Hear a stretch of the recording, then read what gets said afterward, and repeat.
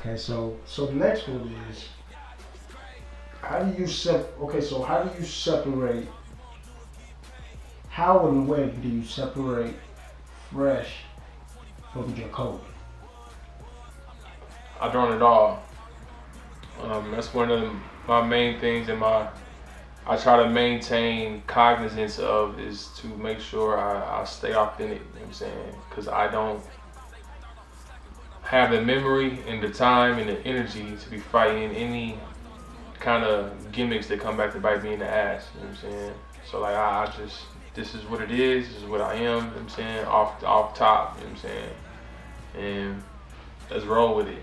You know, so for me, I try to keep them the same and just whether I'm in a business setting with people in suits, my goal is to still be saying shit like, "Oh, that's dope," you know what I'm saying, or "Word," you know what I'm saying, because like I don't feel like I should change, so that's usually my goal when I'm in settings like that. And just the same as when I'm at the crib chilling playing 2K with the homies, you know what I'm saying, like yeah, that's dope, word, you know what I'm saying, it's the same thing. So that's always my goal. So I wouldn't say I try to separate them at all. You know what I'm saying? I try to make sure that they're the same person, just under different umbrellas. So when we look at today as the of the climate of culture in regards to um, uh, you know the music in regards to our politics, our uh, the way our communities. The biggest thing I could mention right now is there's been massive school shootings that have been going on, especially the big one, this last one in Florida, and then before that was the one. It was literally the biggest mass shooting ever, which was I think it was what said like 50 something people killed all Or at one time. But when it comes to the argument, and I'm not gonna ask you about guns, should people have guns or not. I'm not gonna, I'm not trying to put you in all that, but I'm asking you as Fresh and as Jacoby and as an artist who you do have influence on people. People do hear what you have to say and they take it to heart. Do you have any opinion on it? I guess I should ask. um, of course I have an opinion on it. It's it's tragic, tragic accident or incident. Anytime it happens, you know what I'm saying. It's never. I don't understand how anybody could ever justify anything about it. Um, Should we put guns in teachers' hands to protect the um, kids? my mom is a teacher. You know what I'm Oh saying. wow, so okay. And, I work with youth quite a bit, just as a mentor in a mentor relationship.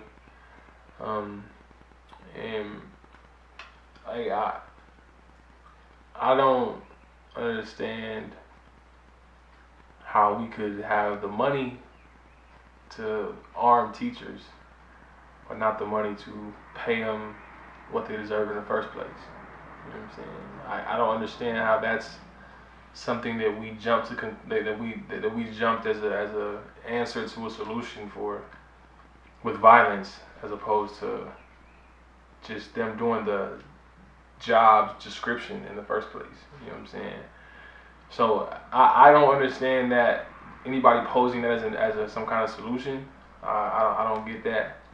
Um, but I mean, I think I think gun control is something that is usually seen by people as some general. They're gonna take our guns away, and it's like I've never seen gun control where they say they're gonna take guns from people. You know what I'm saying? Um, from the little that I know about that process, I don't have a gun right now. You know what I'm saying? I do plan on getting a license and getting my own and everything. Um, but like as far as I know from that process, like a lot of different people who may not be fit for a gun have access to them. Like people with maybe mental capacities that maybe um, can't be controlled by really anybody. You know what I'm saying?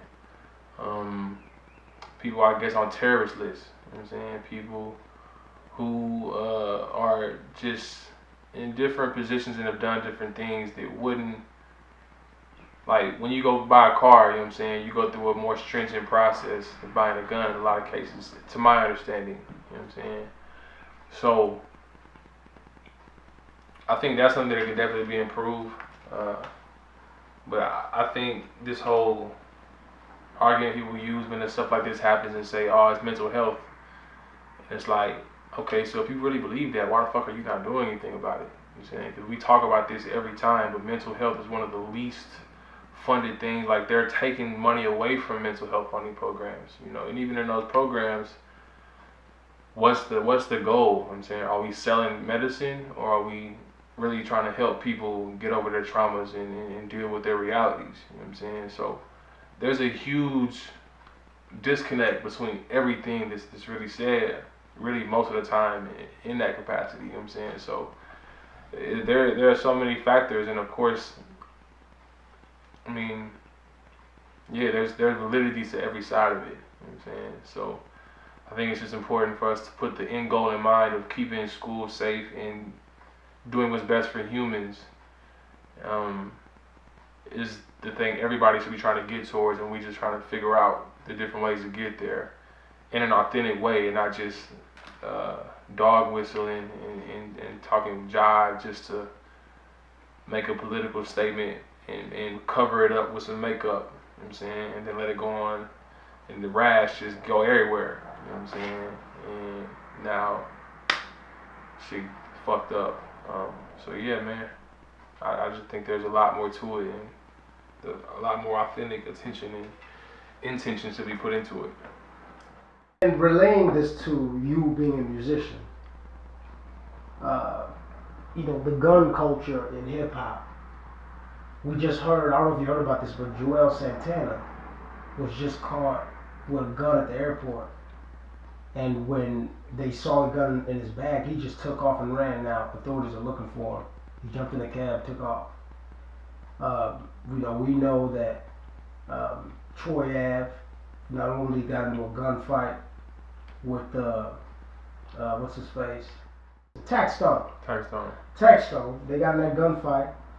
Whole bunch of gunplay. Bobby Shmurda, gunplay.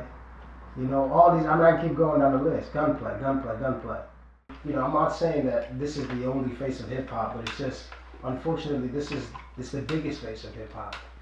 And you know, you seem to see these type of guys being kind of put all over and kind of commercialized because of their gangsterism, so to speak.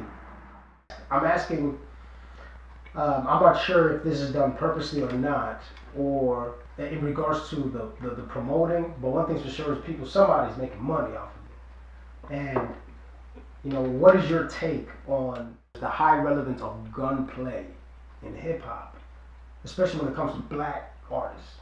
Because a lot of white artists, they don't even, none of them get arrested for guns. But when it comes to a lot of black artists, gunplay is like the big thing. I mean, I think a lot of it's, I mean, clearly just like their reality, you know what I'm saying? And that's, I mean, all I can really say about it from my perspective is it's just like that's their reality, you know what I'm saying? And that can be traced to a lot of different things as far as where they grow up, what they grow up around, what they don't have access to, what the type of resources that they don't get that most people do, and just them surviving in what they've grown up in, you know what I'm saying? As well as some systemic things and external things that have come into play that have caused a lot of this discourse, you know what I'm saying? So there's a lot to it, for sure. Well, yeah, I think gunplay in hip hop is just like gunplay anywhere else. It's just, I mean, a result of their reality, you know what I'm saying? That's why you hear me say, hard day, I ride for my niggas. Whenever I'm around my niggas, hold it down, my nigga. I do it for the crown, my nigga. Even when they not around, my nigga. Y'all niggas great. Hey, all we won't do is get work every day. Hey, 25-8, wood. I'm like, hey, all we wanna do is get paid. Work every day.